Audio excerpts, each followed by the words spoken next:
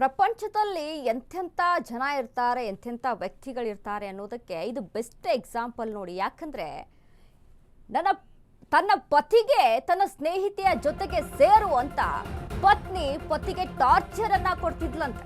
ಓ ಪತಿ ದೇವರೇ, ನನ್ನ ಸ್ನೇಹಿತೆ ಜೊತೆಗೆ ಸೇರು, ಸ್ನೇಹಿತೆಯರ ಜೊತೆ ಸ್ವೀಟ್ ಮೆಮೊರಿ ಹಂಚಿಕೊಳ್ರಿ ಅಂತ ಮಹಿಳೆಯೊಬ್ಬಳಿಂದ ಪತಿಗೆ ಸೆಕ್ಸ್ ಟಾರ್ಚರ್. ಕುಡಿದು ಬರುವುದು ಆಕೆಗೆ ಕಾಮನ್ ಅಂತೆ, ಸ್ನೇಹಿತರ ಜೊತೆ ಹೋಗೋದು ಕಾಮನ್ ಅಂತೆ. ಪತಿಗೆ ಅಶ್ಲೀಲ ವಿಡಿಯೋ ಕಳಿಸಿ ವಿಕೃತ ವರ್ತನೆಯನ್ನ ತೋರ್ತಾ ಇದ್ಲಂತೆ. ವಿಕೃತ ದೈಹಿಕ ಸಂಪರ್ಕಕ್ಕೆ ಒಪ್ಪದ ಗಂಡನಿಗೆ ಹೆಂಡತಿ ಕಿರುಕುಳ ಕೊಡ್ತಿದ್ಲು. ಪತ್ನಿಯ ವಿಕೃತ ಸೆಕ್ಸ್ ದಾಹಕ್ಕೆ ಬೇಸತ್ತ ಪಾಪದ ಪತಿ. ಪತ್ನಿ ವಿರುದ್ಧ ಗಂಭೀರ ಆರೋಪ ಮಾಡಿದ ಪತಿ. ಅಮೃತಹಳ್ಳಿ ಪೊಲೀಸ್ ಠಾಣೆ ಮೆಟ್ಟಿಲೇರಿದ ಪತಿ. ಮದುವೆಗೂ ಮುನ್ನ ಸಂಬಂಧಗಳ ಬಗ್ಗೆ ಹೇಳಿ ಕಿರಿಕಿರಿ ಮಾಡ್ತಾಳೆ. ನಂಗೆ ಸಾಕಾಗಿದೆ ಸರ್, ನಮ್ಮನ್ನ ಕಾಪಾಡಿ ಅಂತ ಪೊಲೀಸರ ಮೊರೆ ಹೋಗಿದ್ದಾರೆ ಪತಿ. ಅಮೃತಹಳ್ಳಿ ಪೊಲೀಸರ ಮೊರೆ ಹೋದ ಪಾಪದ ಪತಿ. ಅಮೃತಹಳ್ಳಿ ಠಾಣೆ ಪೊಲೀಸರಿಂದ ತನಿಖೆ ನಡೀತಾ ಇದೆ.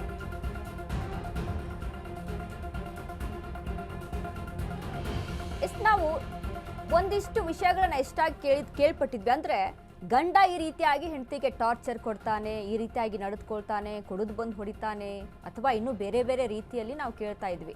ಬಟ್ ಇದು ಉಲ್ಟಾ ಕೇಸು. ಪತಿಗೆ ಟಾರ್ಚರ್ ಅನ್ನ ಕೊಡ್ತಿದ್ಲಂತೆ. ಆಕೆ ಕುಡಿಯೋದು ಡೈಲಿ ಅವಳ ಅಭ್ಯಾಸ.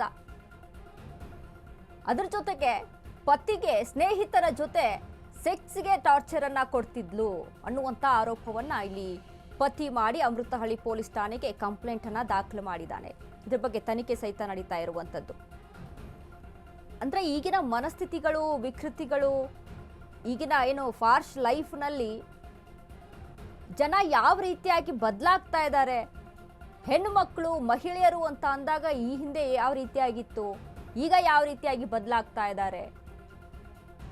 ನಿಜಕ್ಕೂ ಸಹಿತ ಕೆಲವೊಂದು ಫಾರ್ಶ್ ಲೈಫ್ ಅಂತ ಹೋಗಿ ಅಥವಾ ಫ್ಯಾಷನೇಬಲ್ ಅಂತ ಹೋಗಿ ಎಲ್ಲದರಲ್ಲೂ ಅವಕಾಶ ಸಿಗಬೇಕು ಅನ್ನುವಂಥ ನಿಟ್ಟಿನಲ್ಲಿ ಆಗಿರ್ಬೋದು.